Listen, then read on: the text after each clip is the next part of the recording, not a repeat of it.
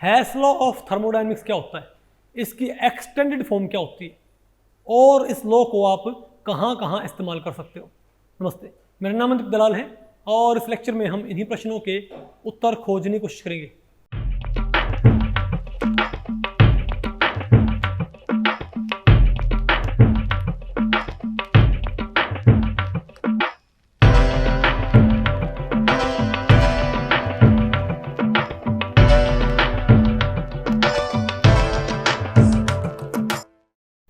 अब बताओ भाई हमें क्या पढ़ना है, हैस लॉ, ठीक है बात, हैस लॉ और ऑफ थर्मोडायनेमिक्स। अरे भाई हैस लॉ ऑफ हीट पता हो ना आपको भैया, ठीक है। तो हैस लॉ भाई, तो पहले हम क्या पढ़ेंगे, स्टेटमेंट ऑफ हैसेस लॉ, ठीक है।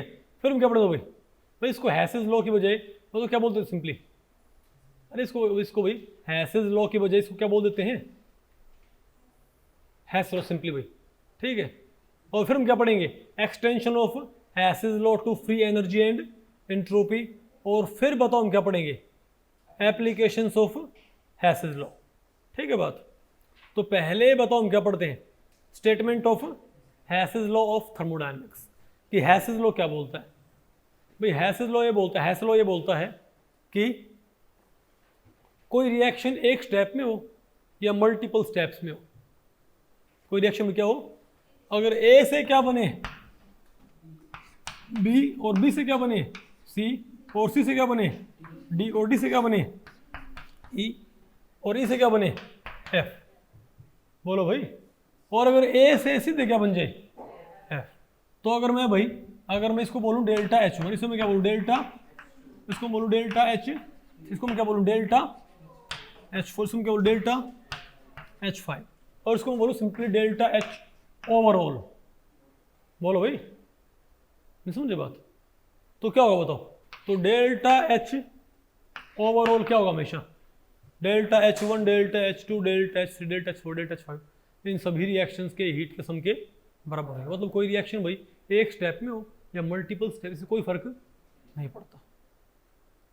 जो नेट हीट क्या रहेगा, नेट हीट चेंज, वो बताओ क्या रहेगा हमारे पास, सेम रहेगा।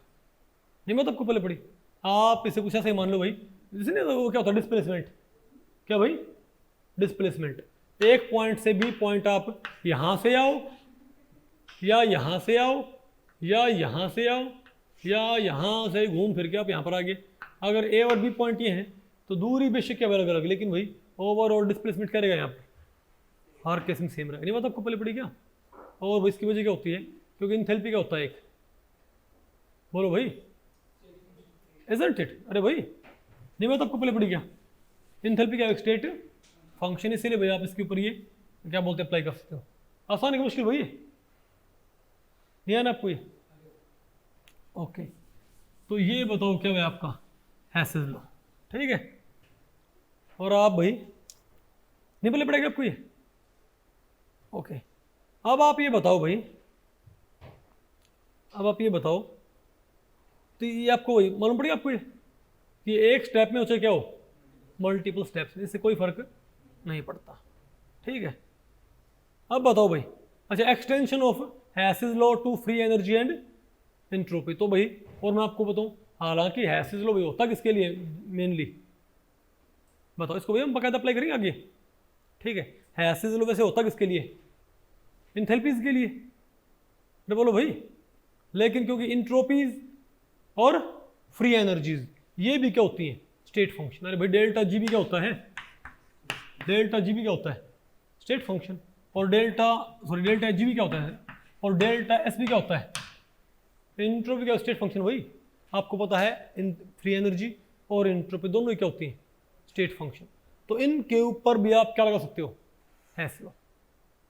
ये बात आपको पहले पड़ी क्या, यानी कोई रिएक्शन एक स्टेप में हो या क्या हो भाई मल्टीपल स्टेप्स में, उसका ओवरऑल इंट्रोपी चेंज भी क्या रहेगा, सेम रहेगा। सिमिलरली भाई अगर कोई रिएक्शन एक स्टेप में मल्टी, उसका भाई फ्री एनर्जी चेंज भी क्या रहेगा, सेम रहेगा। ये बात आपको पहले पड़ी। तो याद रखियो, जो रूल आप लगाओगे ना हैसेस लॉ, जो हैसेस लॉ आप लगाओगे, तो बताओ किसके ऊपर भाई, हैसेस लॉ आप किसके ऊपर लगाओगे, रिएक्शंस के ऊपर, ठीक है। ये आप इंथैल्पी आप कैलकुलेट करोगे भाई, किसी पर्टिकुलर रिएक्शन की आप इंथैल्पी निकालोगे, उस रिएक्शन को मल्टीपल स्टेप्स में तोड़ के।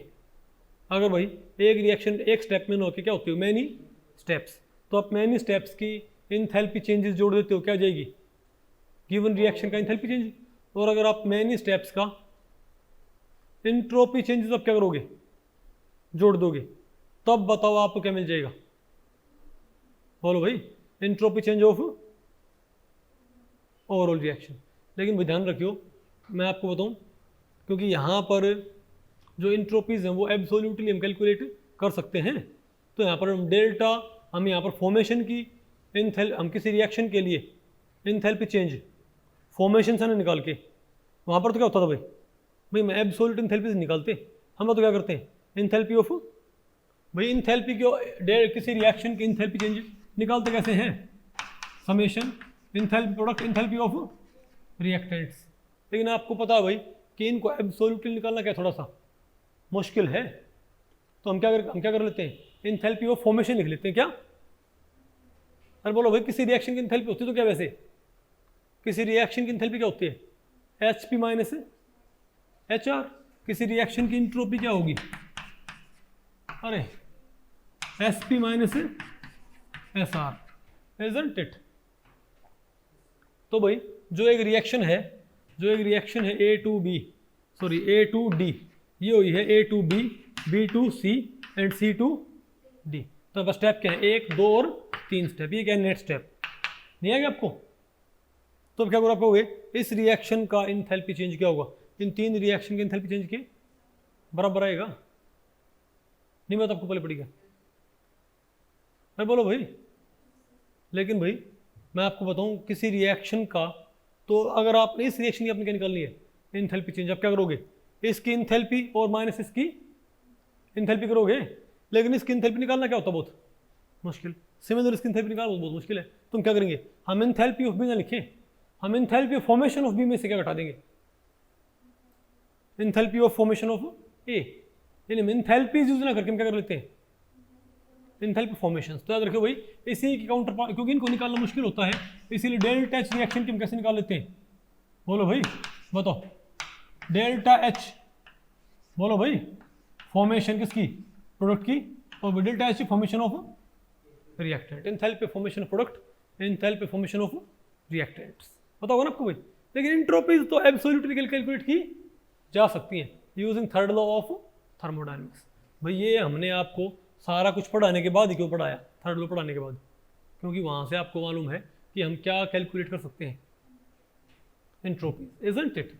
तो इसीलिए मैंने इसको टैकल किया है। शीतल नहीं है बेटा आपको, पूजा, परवीन, ओके, हाँ भाई ऑनलाइन वाले, ओके गुड, समझ में आ रहा है ना, ठीक है भाई। तो आप बताओ भाई, तो एंथैल्पी ऑफ फॉर्मेशन, अच्छा बताओ आपको भाई चैप्टर कहाँ तक मिल गए हैं,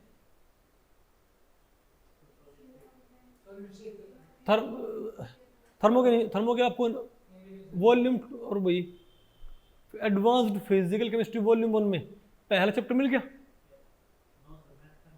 बाकी सारा मिल गया ना, ओके ओके ठीक है ओके, बात आपको पहले पड़ गई भाई। लेकिन एंट्रोपीज हम एब्सोल्युटली कैलकुलेट कर सकते हैं, तो हम ये यूज कर लेंगे, आसान है कि मुश्किल भाई, नहीं समझे बात, हैस लो भाई एक्सट्रीमली इंपॉर्टेंट, मैं आपको बताऊं, ठीक है, हैस लो भाई एक्सट्रीमली इंपॉर्टेंट है। और क्योंकि भाई फ्री एनर्जीज हम कैसे निकालेंगे, बताओ भाई, free energies of free energies of reactants, आगे आपको, ठीक है। अब हम एक काम करते हैं, अब हम पढ़ते हैं, बताओ क्या, एप्लीकेशंस ऑफ हैसेस लॉ, ठीक है, हैसेस लॉ की भाई एप्लीकेशंस, भाई एप्लीकेशंस की भाई एक तो मेन क्या होगी कि आप किसी भी रिएक्शन के लिए एंथैल्पी चेंज से मालूम कर सकते हो, उस रिएक्शन को आप मल्टीपल स्टेप्स में तोड़ के, ठीक है। तो आप ये बताओ भाई, बताओ पहला तो इसका बताओ क्या है, प्रिडिक्ट द एंथैल्पी चेंज, तो बताओ एक तो क्या इसका भाई, बल्कि पहले पे लिखो क्या, प्रिडिक्ट, बोलो भाई, it predicts the enthalpy change for any kind of reaction, किसी भी रिएक्शन के लिए आप एंथैल्पी चेंज निकाल सकते हो, इसको आप एक क्वेश्चन से समझ सकते हो। अरे ये भाई मेरे ख्याल से पुरानी फाइल आ गई, ओल्डर वर्जन आ गया, कोई बात नहीं, चलो मैं क्वेश्चन लिखता हूँ भाई, ठीक है, मैं इसका भैया आपको एक एग्जांपल बोलता हूँ कि इसको आप कैसे प्रूव कर सकते हो कि आप किसी भी रिएक्शन की एंथैल्पी कैसे मालूम कर सकते हो। ओके, क्या हो गया? दुनिया भर क्वेश्चन आते हैं, एक गाड़ी क्वेश्चन आते हैं भर भर के। ठीक है,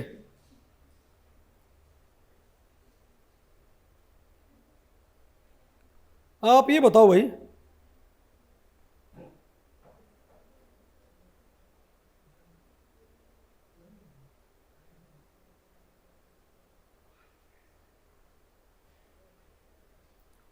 कोई बोल दे भाई, साइलेंस, आप किसी भी रिएक्शन की भाई एंथैल्पी मालूम कर सकते हो। फॉर एग्जांपल कोई ये बोल दे calculate the enthalpy of formation of methane, ये कहता है मीथेन की फॉर्मेशन की एंथैल्पी आप बताओ।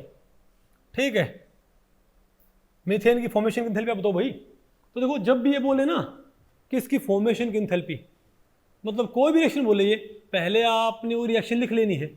क्या? वो रिएक्शन भाई आपने लिख लेनी बाकायदा। ठीक है बात। तो कहता है enthalpy of formation of methane बताओ। तो कौन सी रिएक्शन की एंथैल्पी पूछ रहा हमसे ये? इनके C+H2CH4, मतलब मीथेन आपने किससे बनाना है? एलिमेंटल फॉर्म से। तो मीथेन में क्या है? कार्बन और हाइड्रोजन। कार्बन ले क्या लो एलिमेंटल फॉर्म में कार्बन होता होगा, और भाई हाइड्रोजन क्या होता है? H2 फॉर्म में होगा। तो C+H2CH4, C+H2CH4 बैलेंस करियो, आ गया ना भाई। यानी अगर मैं इस रिएक्शन की एंथैल्पी निकाल पाऊं तो मैं क्या निकाल पाऊंगा? एंथैल्पी ऑफ फॉर्मेशन ऑफ, बोलो भाई, मीथेन। अब कहता क्या है ये कहता है कि enthalpy of formation of CO2 ये रखिए। क्या कहता है ये कहता है delta H molar enthalpy of formation of, बोलो भाई, enthalpy of formation of CO2 दे रखी है कितनी? -393। और भाई enthalpy of formation of water दे रखी है कितनी? -285। और enthalpy of combustion of water, sorry, और भाई डेल्टा HC मतलब भाई क्या? Combustion, enthalpy of combustion of methane दे रखी है। बताओ क्या? -890। हाँ क्या हो गया भाई? बात आपको पहले पड़ रही है? -890 यही होगा। हाँ ठीक है, तो कुछ बात आपको पहले पड़ी। क्या कहता है ये कहता भाई आप मीथेन की फॉर्मेशन की एंथैल्पी निकाल लो, जबकि आपको क्या प्रोवाइडेड है? फॉर्मेशन की एंथैल्पी CO2 की, फॉर्मेशन की एंथैल्पी H2O की, फॉर्मेशन की enthalpy, sorry, combustion enthalpy methane की। समझ गए बात? तो देखो ये कुछ भी बोले ना, हमने पहले उन चीज़ों को रिएक्शन में लिखना है। बाकायदा केमिकल इक्वेशन की आपने उन रिएक्शंस को बामुलाहिजा, बाकायदा होशियार, आपने कैसे लिखना है? रिएक्शन की फॉर्म्स में। तो भाई इसने बोला क्या है? इसलिए इसने हमको बोला कि मीथेन की फॉर्मेशन की एंथैल्पी निकालो।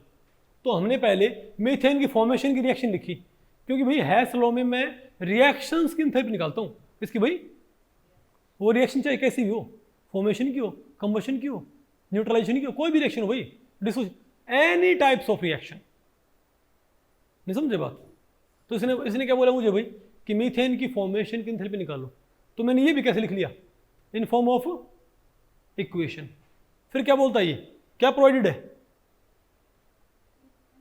Enthalpy formation of CO2। तो भाई इसको भी क्या लिखो पहले इक्वेशन, यानी कि इसने बोला है कि enthalpy formation of CO2 available है, तो आप CO2 की पहले फॉर्मेशन की रिएक्शन लिखो। बताओ क्या होगा मेरे पास? बोलो भाई, CO2 कैसे बनेगा? फॉर्मेशन की रिएक्शन कैसे लिखते हैं? फॉर्मेशन की रिएक्शन कैसे लिखते हैं भाई? C+O2, यानी इस रिएक्शन की एंथैल्पी क्या है? -393 किलो जूल पर मोल। नहीं आपको भाई? फिर क्या था और क्या दे रखा है? फॉर्मेशन की रिएक्शन, फॉर्मेशन की एंथैल्पी वाटर की। तो वाटर की फॉर्मेशन को भी रिएक्शन फॉर्म में लिखो। क्या लिखो? H2+O2 क्या बन गया? H2O। बोलो भाई, मतलब क्या है हमारे पास -285, बल्कि मैं आपको बताऊं भाई, हाँ -285, नहीं आएगा आपको भाई, -285। फिर क्या बोलता है ये, कंबशन की एंथैल्पी क्या होगी। तो भैया आपने इसको भी क्या, आपने इनको याद रखो, वो कुछ बोले भाई फॉर्मेशन, कंबशन, न्यूट्रलाइजेशन, हर चीज़ को क्या लिखो, डिसोसिएशन, विसोसिएशन, कुछ भी बोले भाई उसको पहले इक्वेशन फॉर्म में लिखा करो। कोई बोल दे HCl की डिसोसिएशन की एनर्जी निकाल लो, तो मैं क्या बोलूँगा, HCl लाइन H+Cl, नहीं बात आपको पहले पड़ी। वो कुछ बोले भैया आपने उसको पहले इक्वेशन फॉर्म में लिखना है, तो क्या बोला इसने, मीथेन कंबशन की एंथैल्पी। तो पहले तो कंबशन की रिएक्शन क्या होती है, हम क्या बोलेंगे, CH4 + O2 क्या बन जाएगा, क्या भाई, CO2 + H2O, क्या आएगी मेरे पास एंथैल्पी, -890, ये ना मेरे पास भाई। अब आप ये देखो कि इन रिएक्शन से ये रिएक्शन कैसे बन सकती है, इन रिएक्शन से इनको तब तक जोड़ो, घटाओ, गुणा करो, मल्टीप्लाई करो जब तक इनसे ये रिएक्शन आ जाए।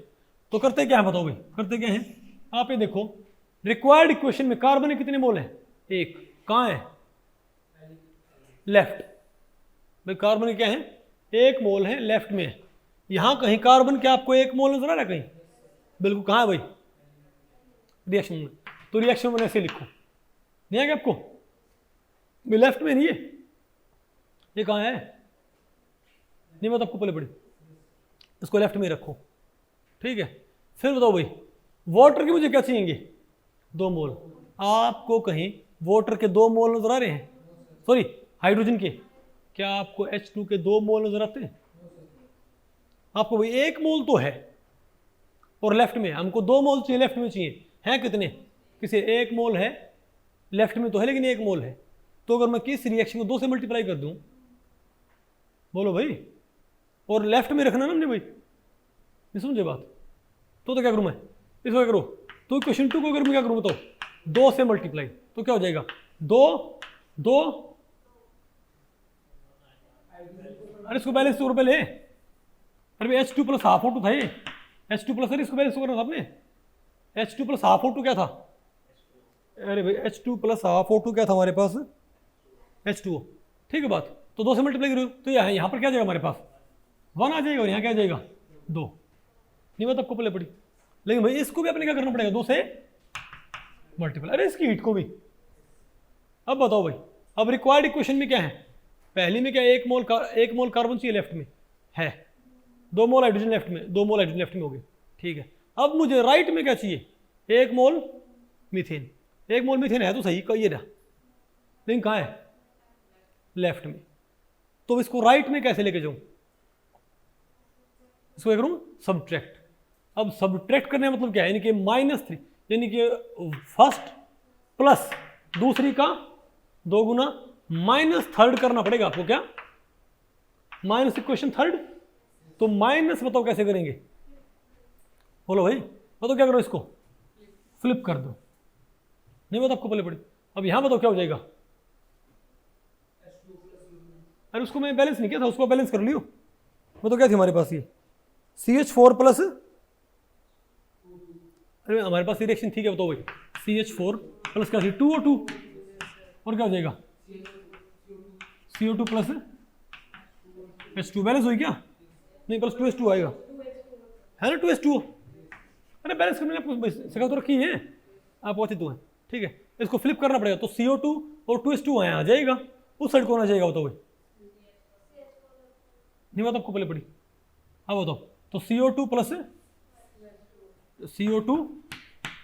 2H2O क्या बन गया, CH4 आ गया मेरे पास भाई। तो इसको मैं फ्लिप किया है, तो क्या करो भाई, इसको भी सामने निकाल कर देखो, और नेगेटिव। भाई मैंने 3 रिएक्शन लिखी, क्या लिखे मैंने इनकी, एंथैल्पीज, मैंने क्या करना पड़ा है, दूसरे को 2 से मल्टीप्लाई करना पड़ा है, इसे 2 से मल्टीप्लाई कर दो। तीसरी क्या करनी पड़ी है, फ्लिप करनी पड़ी सिर्फ, इसे क्या कर दो भाई, इसको फ्लिप कर दिया ना, भाई सब्ट्रैक्ट करना पड़ेगा, इसको फ्लिप करो, इसको फ्लिप करो, इसकी एंथैल्पी क्या करो भाई, सब्ट्रैक्ट करना है ना, तो सब्ट्रैक्शन का साइन लगाओ इसके ऊपर भी और इसके ऊपर भी, इसके ऊपर सब्ट्रैक्शन साइन क्या कर देगा, फ्लिप कर देगा, नहीं आएगा आपको, अब इनको जोड़ियो, बताओ क्या है? अब इनको जोड़ो भाई, यानी पहली रिएक्शन को जोड़ दो दूसरी रिएक्शन के दोगुना में से और घटा दो तीसरी रिएक्शन, है ना? चेक करो क्या मेरे पास रिक्वायर्ड रिएक्शन आती है? सब इकट्ठा लिखो, C plus O2 plus 2H2 plus O2 plus CO2 plus 2H2। Very good. अब बताओ वहाँ क्या है? CO2 plus 2H2O plus CH4 plus 2O2। अब बताओ भाई, CO2 से 1 मोल CO2 1 मोल CO2 गया, 2H2O से 2H2 गया, O2 O2 2O2। तो देखो भाई C प्लस 2H2 सिर्फ क्या बचा उस साइड, यानी कि अगर मैं क्या करता हूँ, अगर मैं इस रिएक्शन को इसके दो गुने में जोड़ के इसको घटा देता हूँ तीसरी को भाई, तो मेरे पास रिक्वायर्ड इक्वेशन आ जाएगी ना, रिक्वायर्ड रिएक्शन। तो काम करो, इसकी इंथैल्पी के दो गुने में जोड़ के इसकी इंथैल्पी घटा दो। तो क्या करो भाई, 393 minus 393 plus minus 285 into 2 minus 800 minus 890 minus 800। अरे भाई इस नंबर को इस नंबर के दो गुने में जोड़ के इस नंबर को घटा दो उसमें से। जो काम आपने इक्वेशंस पे किया वही काम करो इनके एंथैल्पीज के ऊपर, वही इनकी एंट्रोपीज के ऊपर, वही इनकी बोलो भाई फ्री एनर्जीज के ऊपर। नहीं आएगा आपको? हाँ बेटा बोलो। बैलेंस बेटा भी तो आपने बैलेंस करने के लिए इसको 2 से मल्टीप्लाई किया है, लेकिन कितने मोल बन गए? जब 1 मोल वाटर बनता था तो कितनी एनर्जी निकलती थी? 285 किलो जूल। तो बैलेंस करने दोनों अगर 2 मोल बन गया ये तो कितनी निकलेगी? नहीं आपको मतलब जो भी काम, क्योंकि आपको इसको बैलेंस किया ही क्यों नहीं? अरे बैलेंस इसको आप, अरे यहाँ पर शुरू में हाफ ही था, मैं शुरू में रिएक्शन को मैं बैलेंस नहीं किया था। क्या था? H2 plus half O2। क्योंकि आप जब रिएक्शन लिखते हो ना, ये होती है मोलर एंथैल्पी होती है, क्या होती है? तो जो बैलेंस होगी रिएक्शन अब क्या होगी? 2H2 plus O2 plus 2H2O। तो बैलेंस्ड रिएक्शन भाई आपने 1 मोल के लिए लिखनी होती है, क्योंकि ये जो एंथैल्पी होती है किसके लिए होती है? 1 मोल के लिए। तो इक्वेशन बैलेंस तो क्या होगी? 2H2 plus O2 plus 2H2O। लेकिन मोलर एंथैल्पी ऑफ फॉर्मेशन क्या होगी? 1 मोल तो बनाना है, तब तो उसे भाग करो उसको पूरे को। फिर नहीं बात आपको पहले पड़ी।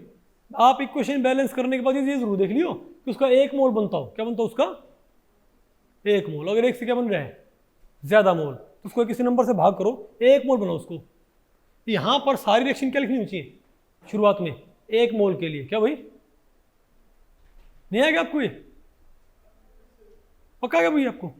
ठीक है, तो आप ऐसे आसानी से इनको टैकल कर सकते हो। और बताओ भाई, तो बताओ और, तो यहां पर क्या होगी भाई? एंथैल्पी ऑफ फॉर्मेशन आ गई ना हमारे पास। और भाई सिमिलरली आप किसी भी रिएक्शन की एंथैल्पी मालूम कर सकते हो। क्या करना होगा बोलो भाई, बताओ क्या करना पड़ेगा आपको? आप किसी भी रिएक्शन की एंथैल्पी मालूम कर सकते हो। आपने बताओ सिंपली क्या करना पड़ेगा? बताओ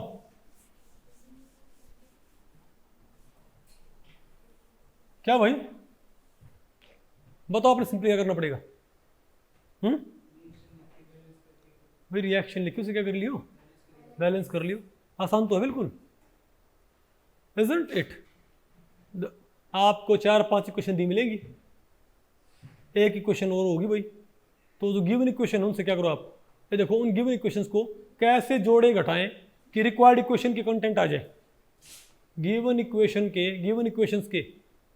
इक्वेशंस को ऐसे जोड़ो घटाओ, मल्टीप्लाई करो कि रिक्वायर्ड इक्वेशन का कंटेंट आपके पास तैयार हो जाए। वही काम उन गिवन इक्वेशंस के सेट के ऊपर करो। नहीं बात आपको पहले पड़ी क्या? अरे बोलो भाई। ठीक है, अब बताओ और इससे तो क्या करोगे भाई? कैलकुलेशन ऑफ, बोलो भाई, हीट ऑफ हाइड्रेशन आप निकाल सकते हो। और भाई नहीं आएगा आपको? और बताओ और क्या होता है हमारे पास? कैलकुलेशन ऑफ, बोलो भाई, एलोट्रोपिक ट्रांसफॉर्मेशंस। क्या एलोट्रोपिक ट्रांसफॉर्मेशंस भी आप इससे उनकी भी आप हीट निकाल सकते हो। अच्छा तो डायमंड से ग्रेफाइट नहीं, ग्रेफाइट से डायमंड कैसे बनाते हैं आपको पता होगा ना भाई, कि ग्रेफाइट से आप क्या तैयार कर सकते हो तो भाई, डायमंड, इजंट इट। तो फॉर एग्जांपल साइलेंस भाई, कोई ये बोल दे, आप चेक करो भाई, आप एलोट्रोपिक ट्रांसफॉर्मेशन की आप हीट निकाल सकते हो। तो आपसे पूछ ले कि 1 मोल ग्रेफाइट से क्या बनाना है, 1 मोल डायमंड, यानी 12 ग्राम के ग्रेफाइट से आपने क्या बनाना है, 12 ग्राम का हीरा। हीरा है सदा के लिए, समझ गए बात भाई। आपको तो भाई वैसे हीरा कुछ नहीं होता, हीरा वैसे भाई समझ गए बात है ना, हीरे की वैल्यू नहीं इतनी कोई, ये तो कार्बन होता, कार्बन तो बहुत क्या है, वाइडली क्या है, अवेलेबल भाई, समझे बात। जो रियल वैल्यू तो क्या होती है, गोल्ड की रियल वैल्यू क्या होती है भाई, गोल्ड की। हीरे बेच बेच के तो भाई ये तो सोसाइटी को बिल्कुल मूर्ख बनाया जा रहा है। जब तक ये भाई लैब में नहीं बनता था तब तो बात भाई समझ में आती है, अब तो लैब में इसको कितनी अमाउंट में आप तैयार कर सकते हो भाई, बात आपको पहले पड़ी। गोल्ड को आप लैब में तैयार, और जो बनता है वो बहुत थोड़ी अमाउंट में बनता है, बहुत वो इतना थोड़ा, वो इतना महंगा बनता है न्यूक्लियर रिएक्शन से, फिलहाल वो इतना महंगा होता है कि रियल गोल्ड से भी कहीं गुना, कई सौ गुना क्या होता है महंगा। तो गोल्ड को तो रियल इन्वेस्टमेंट क्या होती है, गोल्ड, ना कि डायमंड। भूल के भी लाइफ में तो कभी भी नहीं, ये जो ज्वेलरी वाले होते हैं कि ये ऐसे क्या बोलते हैं ना, ऐसे लड़कियों को भाई, लेडीज़ को नहीं है, ऐसे मैनिपुलेट करते हैं कि इसमें डायमंड महंगा। उसको ये बोलना चाहिए कि हीरा अगर उसमें नहीं डायमंड, उसमें बिल्कुल ना लगाओ। कोई ज्वेलरी खरीदी ना तो उसमें डायमंड हो, उसको डायमंड को निकाल लो, अपने घर रखो भाई। आप भाई कटिंग इंडस्ट्री में तो है नहीं कि हमने भाई कुछ कटिंग के लिए हमको डायमंड की रिक्वायरमेंट है, पता होगा ना आपको इस चीज़ का। डायमंड का तो मानो वो तो वेट खाम बढ़ा रहा है। ओके साइलेंस भाई, तो बताओ भाई अगर आपने ग्रेफाइट से क्या बनाना है, डायमंड, तो बताओ ये कहता है कि इंथैल्पी ऑफ कंबशन, ये कहता है भाई कि कार्बन, ये कहता है ग्रेफाइट से डायमंड बनाने की हीट निकालो भाई। तो क्या कहता है ये, कार्बन क्या ये ग्रेफाइट, इसे किस में कन्वर्ट करना है, कार्बन डायमंड में। ग्रेफाइट वाले कार्बन से क्या बनाना है, डायमंड वाला कार्बन। बताओ इस रिएक्शन की, इसकी भी इस एलोट्रोपिक ट्रांसफॉर्मेशन की क्या निकालो, हीट चेंज। तो भाई इसने प्रोवाइड क्या कर रखा है, ये कहता है enthalpy of combustion of graphite और डायमंड क्या होती है, ग्रेफाइट की इंथैल्पी ऑफ कंबशन क्या होती है, अरे भाई इंथैल्पी ऑफ कंबशन इसकी भाई ग्रेफाइट की बताओ क्या होती है, 393.5 माइनस, और भाई enthalpy of combustion of diamond क्या होती है बताओ भाई, अरे बोलो भाई -395.4। तो बताओ क्या है हमारे पास, बताओ भाई, ये बताओ इसने क्या बोल रखा है कि enthalpy of combustion of graphite तो ये होती है, enthalpy of combustion of diamond ये होती है। तो बताओ भाई ग्रेफाइट से डायमंड बनाने में कितनी हीट लगेगी। तो भाई आपने करना क्या है, इसने बोला क्या है, एलोट्रोपिक ट्रांसफॉर्मेशन। तो एलोट्रोपिक ट्रांसफॉर्मेशन को पहले कैसे लिखो, इन फॉर्म ऑफ रिएक्शन। अब इसने बताया क्या आपको, enthalpy of combustion of graphite. तो ग्रेफाइट क्या लिखो भाई, तो तब क्या लिखो भाई, बोलो भाई कार्बन ग्रेफाइट वाला, प्लस में क्या लिखो, कंबशन की रिएक्शन C+O2 क्या बनता है भाई, यहाँ पर हाइड्रोजन तो है नहीं कि हम क्या बनाए, वाटर वेपर नहीं, मैं तो आपको पहले पड़ी। तो इसकी बताओ क्या है, इसको तो क्या है 393, और कार्बन डायमंड वाला वो गुरनाम भूलर को बताओ, पता होगा ना, तो बताओ कार्बन डायमंड वाला बताओ क्या है, वैसे गुरनाम भूलर अच्छा सिंगर है ना।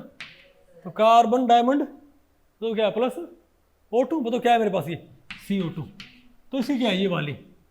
तो बताओ आपने बनाना क्या है, ये वाली रिएक्शन भाई, ग्रेफाइट की कंबशन एंथैल्पी दे रखी है, डायमंड की कंबशन एंथैल्पी दे रखी है, पूछा क्या है, कार्बन टू डायमंड बनाना, सॉरी ग्रेफाइट टू डायमंड बनाना। तो वहां पर 1 मोल ग्रेफाइट कहाँ है, यहाँ पर कहाँ है 1 मोल ग्रेफाइट, लेफ्ट में है। 1 मोल डायमंड मुझे कहाँ चाहिए, राइट में। यहाँ पर 1 मोल डायमंड कहाँ है, तो क्या करना पड़ेगा, ये रिएक्शन फर्स्ट, ये रिएक्शन क्या है सेकंड। मैं तो क्या करो सिंपली अगर से क्या करूँ मैं सब्ट्रैक्ट, तो ये इसका 1 मोल डायमंड कहाँ पहुँच जाएगा, उस साइड। इसको क्या करो सब्ट्रैक्ट, तुम क्या बोलेंगे बोलो भाई। तो 1 तो क्या है Cg प्लस O2 क्या हो गया CO2 1 है C, इसको फ्लिप करके ऐड करो CO2 प्लस CO2 2 बोलो भाई O2 प्लस CD, इनको ऐड करियो अब Cg plus O2 plus CO2, हाँ क्या बन गया CO2 plus O2 plus CD। अब CO2 CO2 O2 O2 क्या बन गया Cg2 CD ग्रेफाइट 2। तो भैया आप बताओ कि इन दोनों रिएक्शन से एलोट्रोपिक ट्रांसफॉर्मेशन की रिएक्शन कैसे आती है, इन दोनों रिएक्शन से एलोट्रोपिक ट्रांसफॉर्मेशन की रिएक्शन कैसे आती है, मुझे आप बताओ। दूसरे को फर्स्ट में से सब्ट्रैक्ट करने पर, तो भाई इसमें से आप क्या करो, इसमें से आप क्या करो भाई, ये वाले क्या करो सब्ट्रैक्ट। तो -393.5 माइनस -395 माइनस क्या हो जाएगा प्लस भाई, ये आएगा 1.9 किलो जूल पर मोल, 1.9 किलो जूल। नहीं आएगा आपको भाई, अरे बोलो भाई आसान है मुश्किल है सुमित, आ गया ना आपको भाई, नहीं आना आपको ये, तो ऐसे क्वेश्चन आप आराम से कर लोगे। तो हैस लॉ के फायदे हैं कि नहीं है, तो हैसेस लॉ के फायदे हैं कि नहीं है, बिल्कुल है। और बताओ साइलेंस, और बताओ इसके, बताओ भाई कहाँ फायदे हैं, और बताओ इसके फायदे कहाँ हैं। Calculating the bond enthalpies of और बॉन्ड एनर्जीज, आप भाई हैसेस लॉ को इस्तेमाल करके आप बॉन्ड एंथैल्पी और बॉन्ड एनर्जी भी कैलकुलेट कर सकते हो। आप कहोगे ऐसे कैसे, फॉर एग्जाम्पल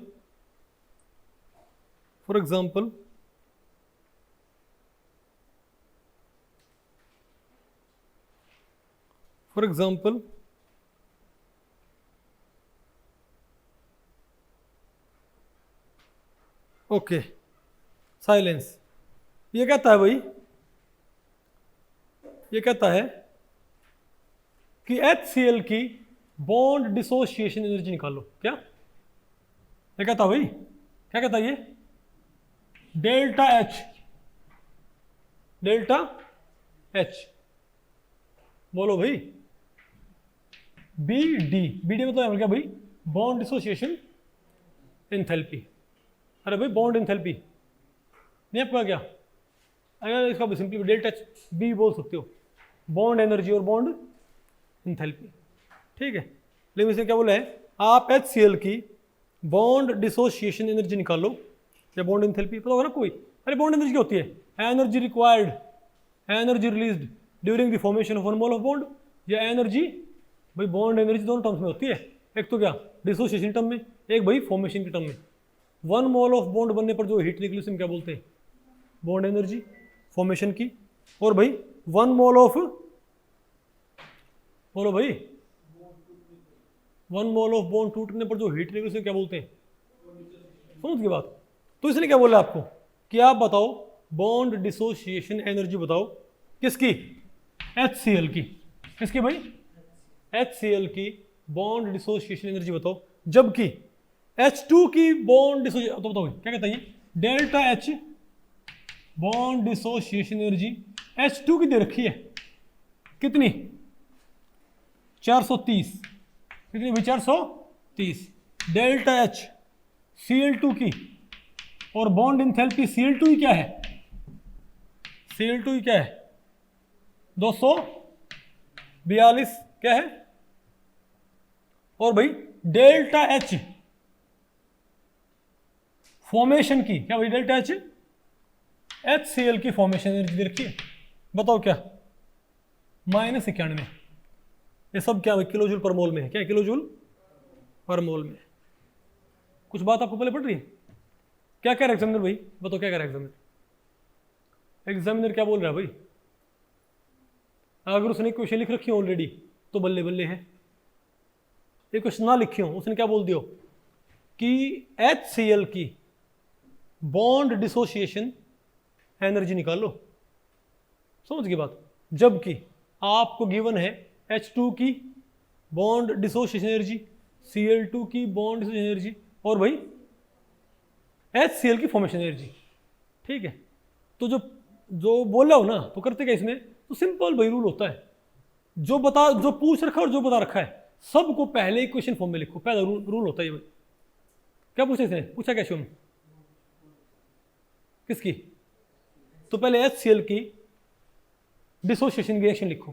क्या लिखो भाई, HCl क्या बन गया, H+C, यानी अगर मैं इस रिएक्शन की एंथैल्पी निकाल पाऊं तो वही क्या होगी, बॉन्ड एंथैल्पी ऑफ HCl। अरे भाई HCl की अपनी क्या निकालनी है, बॉन्ड डिसोसिएशन एनर्जी या बॉन्ड एंथैल्पी। तो अगर मैं HCl को तोड़ने की रिएक्शन जो है, अगर मैं इस रिएक्शन क्या होता है, HCl टूटता होगा बाकायदा H में और Cl में। तो अगर मैं इस रिएक्शन की एंथैल्पी निकाल पाऊं तो वही क्या होगी, bond dissociation energy of HCl। अब जो गिवन है उनको भी लिखो। अब तो दे क्या रखा है, H2 का तोड़ना कितना है, 430 का, तो H2 का तोड़ो पहले किसमें बताओगे, तो H2 क्या दे रखी है, बॉन्ड डिसोसिएशन, तो H2 तोड़ो H प्लस मतलब 2H, H2 क्या हो गया भाई 2H, कितना है, कितना भाई 430। ठीक है, और क्या दे रखा, Cl2 क्या है 2Cl, हो गया ना। ये भी मैंने कैसे लिख दी, इन फॉर्म ऑफ इक्वेशन। और क्या दे रखा है, HCl की फॉर्मेशन की, तो फॉर्मेशन कैसे होती है, H2 प्लस, अरे भाई फॉर्मेशन हमेशा कैसे लिखते हैं, एलिमेंटल फॉर्म से। तो बताओ भाई एलिमेंटल फॉर्म से बना है H और Cl, तो H किस फॉर्म में होता है, H2, और Cl भाई Cl2, तो H2 प्लस Cl2, बोलो भाई 2HCl। लेकिन हमको रिक्वायर्ड क्या है, लेकिन हमको चाहिए क्या, हमको तो भाई बताओ क्या चाहिए, हमको तो 1 मोल चाहिएगा ना,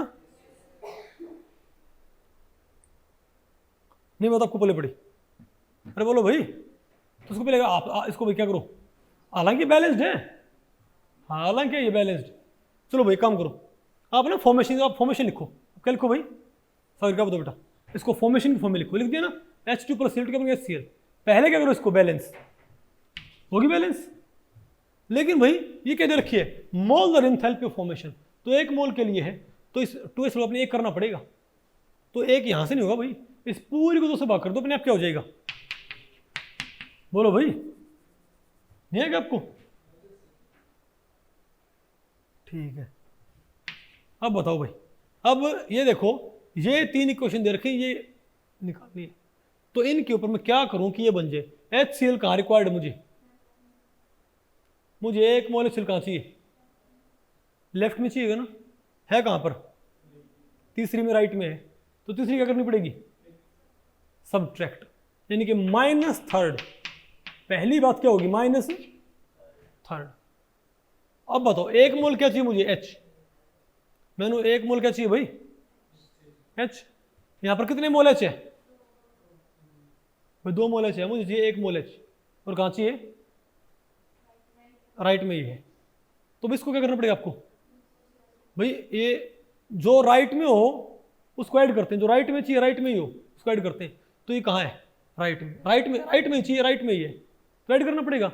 लेकिन भाई 2 मोल है, 1 मोल चाहिए, तो इक्वेशन 1 क्या करोगे आप, ऐड तो करो, लेकिन इक्वेशन 1 का हाफ ऐड करना भाई, तो क्या करो इसको, हाँ इसको क्या करो, हाफ से 1/2 से क्या करो मल्टीप्लाई इसको, तो क्या हो जाएगा 1/2, ये क्या हो जाएगा अपने आप, हो गया ना अपने आप भाई, अरे बोलो भाई, नहीं आना आपको ये, और बताओ इसके ऊपर क्वेश्चन है नेट के अंदर, शिवम आ रखे नेट के अंदर भाई।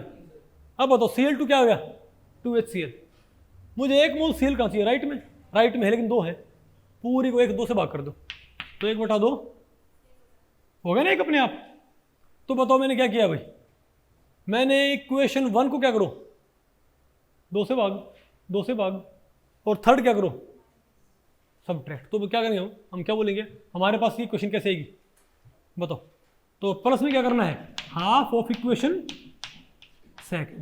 इक्वेशन सेकंड जोड़ देना है, समझे बात, यानी पहली इक्वेशन का हाफ में क्या जोड़ दो, दूसरी इक्वेशन का हाफ, फिर उसमें क्या माइनस कर दो, 3rd इक्वेशन। देखो भाई क्या हमारे पास रिक्वायर्ड इक्वेशन आएगी क्या, पहले क्या करो इसको, आरबीसी क्या करना पड़ेगा, फ्लिप।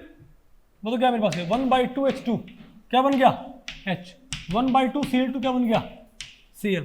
इसको फ्लिप करना था ना, तो क्या आ गया मेरे पास HCl क्या हो गया 1/2 H2 प्लस 1/2 Cl। फ्लिप कर दिया मैंने भाई।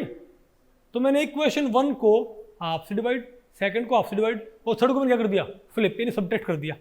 तो बताओ इनको ऐड करिए तो मेरे पास क्या आ गया, इस साइड क्या आ गया 1/2 H2 plus 1/2 Cl2 plus HCl क्या बन गया वहां पर H plus Cl plus half H2 plus half Cl2। अब हाफ Cl2 से हाफ Cl2, हाफ H2 से हाफ H2 क्या बचा देखियो HCl H plus Cl, isn't it? यानी कि भाई ये इक्वेशन कैसे आती है, इन तीन इक्वेशन से ये इक्वेशन कैसे है बताओ, इन तीन इक्वेशन से, अरे भाई इन तीन इक्वेशन से ये इक्वेशन कैसे है बताओ, पहली को 2 से भाग, दूसरी को 2 से भाग, तीसरी का सब्ट्रैक्ट। पहली को 2 से भाग करना है, दूसरी को 2 से भाग करना है, ऐड करना है, और तीसरी को सब्ट्रैक्ट करने पर क्या है ये है ना मेरे पास। तो अगर आपने क्या निकालनी है क्या, क्यों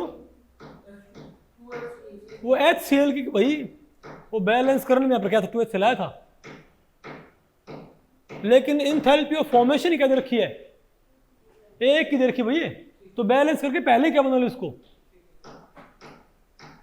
किसने बोला है कि इंथैल्पी ऑफ फॉर्मेशन 2 मोल रखी है, पहले एक मोल, समझे बात। ये क्वेश्चन फिर घूम के आ गया, ठीक है आ गया ना ये, ओके। तो क्या करोगे बताओ, तो इसको जोड़ो इसमें और इसका सॉरी इसका आधा इसका आधा करो, जोड़ो और क्या करो इसको करो सब्ट्रैक्ट, तो माइनस में इसका प्लस हो जाएगी, मतलब पहले पड़ी। तो 430 का हाफ प्लस 242 का हाफ माइनस क्या करो